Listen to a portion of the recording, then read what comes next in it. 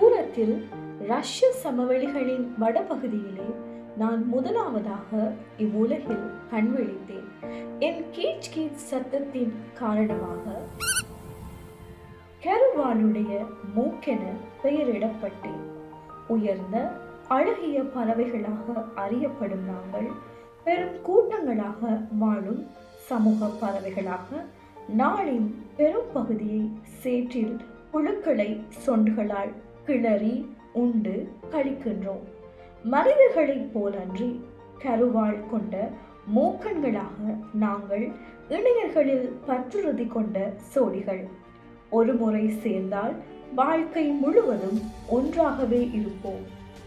ரஷ்யாவில் பனி கொட்டும் காலங்களான ஜனவரி, பிப்ரவரி மற்றும் மார்ச் மாதங்களில் குடும்பம் மற்றும் நண்பர்களுடன் இணைந்து சூடான காலநிலைகளை தேடி எங்கள் வாழ்நாள் பயணத்தை தொடங்குவோம். இந்த பயணமானது இலகுவானதாக அமைவதில்லை. நிச்சயமின்மைகளால் நிறைந்த இப்பயணம் என்னை போன்ற பறவைகளுக்கு ஒரு அருஞ்செயலாகும். சூரிய உதயத்தையும் அஸ்தமனத்தையும் விண்மீன் குலாத்தையும் என் திசைகாட்டிகளாக கொண்டு இமாலயத்தின் கடினமான நிலைகளையும் பசியையும் களைப்பையும் சகித்து குறுகிய காலத்தில் பல்லாயிரம் கிலோமீட்டர்கள் பயணித்து என் இரண்டாம் வீடு என நான் அழைக்கும் இலங்கை தீவின் மன்னார் எனும் ஸ்வர்க்கத்துக்கு பயணிப்போம்.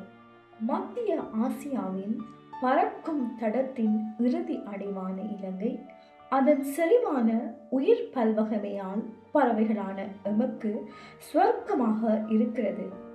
மன்னார் தீவின் தனித்துவமான வாழிடமும் நாம் உண்டு கழிக்கும் அதன் பெரும் உவர் நிலங்களும் பச்சை படர்ந்த நடமாடும் ராமா சேது தீவுகளும் ஒவ்வொரு வருடமும் எங்களை இலங்கையின் பால் ஈர்க்கின்றது.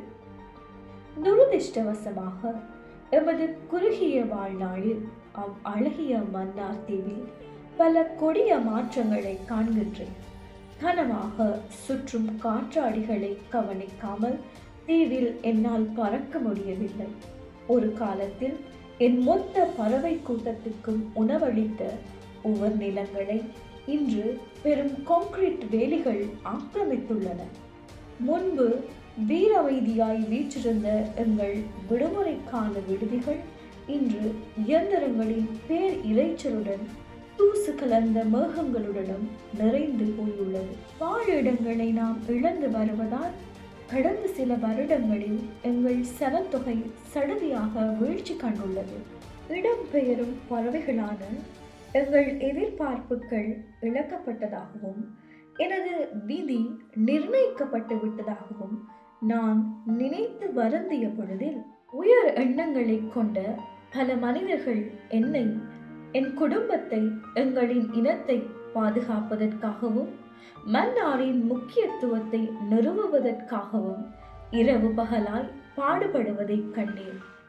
அப்போதுதான் நான் உணர்ந்தேன், மாற்றங்களை கொண்டு வர காலம் கடந்து போகவில்லை. ஒரு சிறு பறவையாய் நான் சூழலை பாதுகாக்க உதவ போகின்றேன்.